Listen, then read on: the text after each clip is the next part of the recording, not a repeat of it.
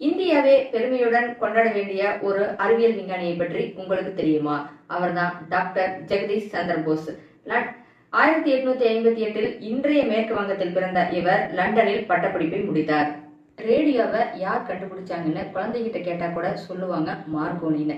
Marconi 1896 ரேடியோவை கண்டுபிடிப்பதற்கு முன்னாடியே நம்ம போஸ் சார் தான் கண்டுபிடிச்சாருங்க. இதை 100 ஆண்டுகள் கழிச்சு ஐஇஇ நிறுவனம் டாக்டர் ஜெகதீஷ் சந்திர போஸ் தான் போஸ் ரேடியோவின் முன்னோடி அப்படின்னு ஒத்துக்கிட்டாங்க. இவரை பாராட்டும் வகையில் நிலவில் உள்ள பள்ளங்களில் ஒரு பகுதிக்கு இவருடைய டாக்டர் ஜெகதீஷ் சந்திர போஸ் அப்படின்னு பேர் வச்சு சிறப்பிச்சிருக்கிறாங்க. என்னங்க நம்ம சேனல்ல ரேடியோவை பத்தி பேசிட்டு இருக்கிறேன்னு பாக்குறீங்களா?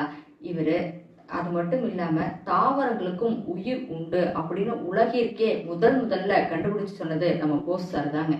அவருடைய வரிகளான தாவரங்களும் உணவு உண்கின்றன, இரவில் தூங்கி பகலில் விழித்துக் கொள்கின்றன, அவைகளுக்கும் நம்மை மனிதர்களைப் போலவே இன்பம் துன்பம் போன்ற உணர்ச்சிகளும் உண்டு அப்படின்னு முதல்ல கண்டுபிடிச்சு சொன்னவரதும் நம்ம டாக்டர் போஸ் சார் தாங்க.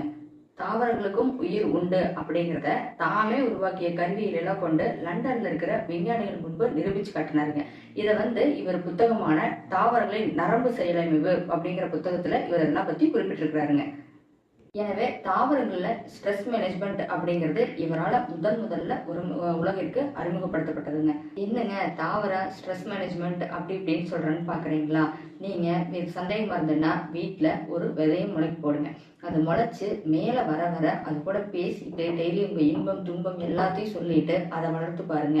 ஒரு 5 நாள் அவங்க கூட பேசாம தண்ணி மட்டும் ஊத்தி பாருங்க. அப்ப அந்த செடி வாடுறத உங்க கண்ணால நீங்க பாக்கலாங்க. இன்றைய காணொலியில் நாம் காண இருப்பது இந்தியா குரோவின் மற்றொரு சிறந்த படைப்பு க்ரோ மேஜிக் அட்வான்ஸ்.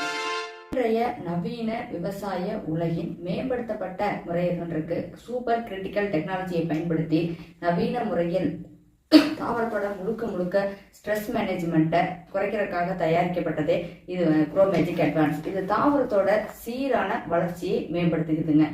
இந்த க்ரோ மேஜிக் அட்வான்ஸ் தாவரத்துல எங்கெல்லாம் வேலை செய்யுதுன்னு பாத்தீங்கன்னா, ஒரு விதை போட்டு முளைச்சு வர்றப்பல இருந்து வயர் வளர்றப்ப, அப்புறம் பூ பூக்குறப்ப, காய் காய்க்கிறப்ப முழுக்க இது க்ரோ மேஜிக் அட்வான்ஸ் முழு பலனையும் அந்த தாவரத்துக்கு தருதுங்க.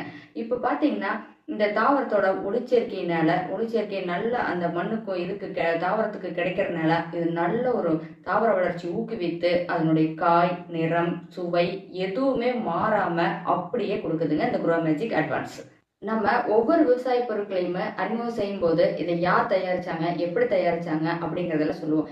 இந்த க்ரோ மேஜிக் அட்வான்ஸை யார் தயாரிச்சிங்கன்னு பாத்தீங்கன்னா, நம்ம கேரள மாநிலத்தை சேர்ந்த டாக்டர் மோகன் சார் அவர்கள் தான் இந்த க்ரோ மேஜிக் அட்வான்ஸை தயாரிச்சாருங்க. க்ரோ மேஜிக் அட்வான்ஸ் பாத்தீங்கன்னா நானோ டெக்னாலஜி முறையில் தயாரிக்கப்பட்டதுங்க.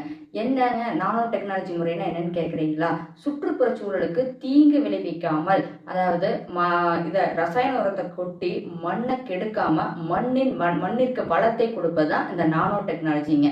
ஒரு தாவரத்துக்கு எந்தெந்த இடத்துல எந்தெந்த சத்து தேவையோ அதெல்லாம் கரெக்டான முறையில எடுத்து கொடுக்கறத இந்த நானோ டெக்னாலஜி முறைங்க. அளவு மிக குறைந்த அளவே போதுமானதுங்க. ரசாயன உரங்களை போல மூட்டையை கொண்டு மண்ணை கெடுக்காம மிக குறைந்த அளவே போதுமானதுங்க. இன்னொரு ஆச்சரியமான தகவல் சொல்ல போறேன் கேளுங்க. இது ஒரு ஏக்கருக்கு 100 கிராம் அளவே போதுங்க. அதாவது இதனோட பரவி விரவும் தன்மையால இது அதாவது மண்ணோட எல்லா பகுதிக்கும் தாவரங்களுக்கு எங்கெங்க தேவையோ அது எல்லா பகுதிக்கும் போய் சேர்ந்துருங்க. இதுதான் நானோ டெக்னாலஜியோட அட்வான்டேஜுங்க.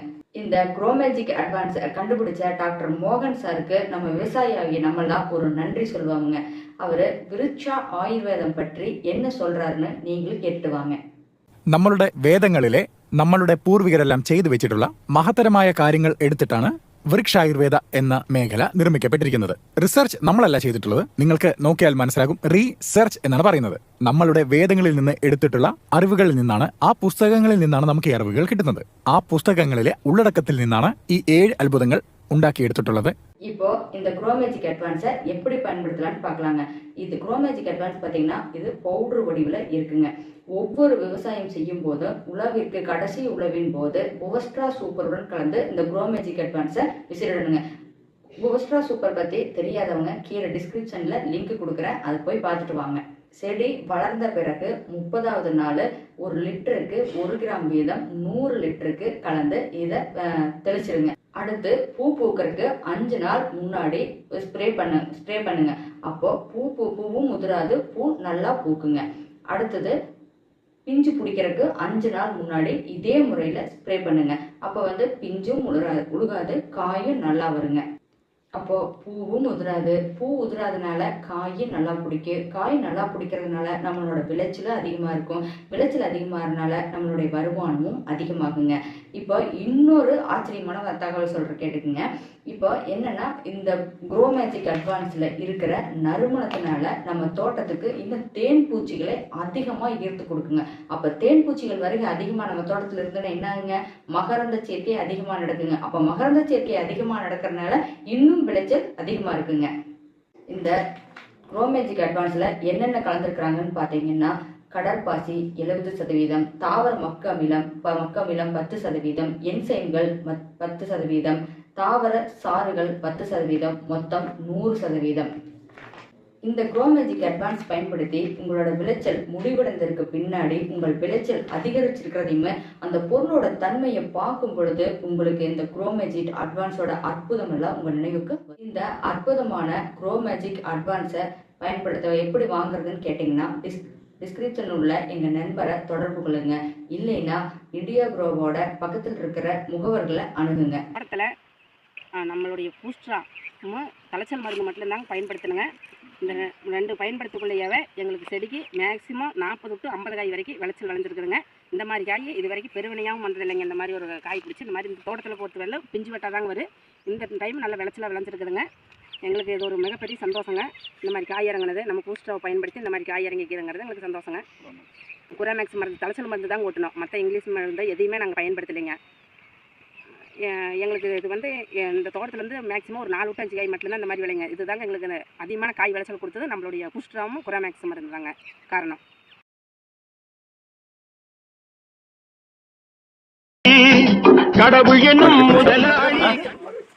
அன்பான விவசாய பெருமக்களுக்கு ஒரு அன்பான வேண்டுகோள். நாங்கள் பார்த்தீங்கன்னா my life style marketing global ரிப்பீட்டருங்கிற கம்பெனியில் கடந்த 1 வருஷமாக பணிபுரிஞ்சிட்டு இருக்கோம். அதில் சேர்ந்து அதில் உண்டான ஆர்கானிக் உரத்தெல்லாம் நம்ம நிலத்துக்கு போட்டு பழையபடி பார்த்தீங்கன்னா இயற்கை விவசாயத்துக்கு மாறிக்கிட்டு இருக்கோம்.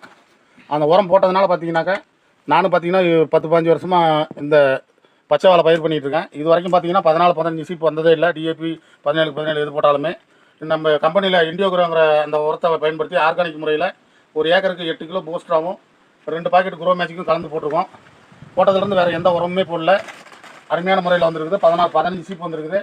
காய் பார்த்தீங்கன்னா ஒரு ஜான் இருக்குது. ஒரு காய் நல்லா பிடிக்கிறாலும் நல்லா பெருசாக இருக்குது. அருமையான ஈல்டு கிடச்சிருக்குது. எனவே அன்பான விவசாய பெருமக்கள் அனைவரும் இந்த உரத்தை பயன்படுத்தி பயனடையுமாறு அன்போடு கேட்டுக்கிறேன். போடுங்க பாருங்கள், தாரோட வெயிட் பாருங்கள். ஒரு ஆள் வெட்டி தூக்க முடியாது. பிடிக்கணும். ஈல்டு பார்த்தீங்கன்னா 40 to 50 கிலோ வரைக்குமே வருது. குறைஞ்சபட்சம் 30 கிலோ குறையில்லாத ஒவ்வொரு தாருமே வெயிட் இருக்குது.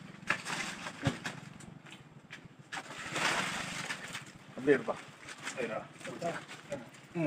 பார்த்து திரும்ப காட்டுமா.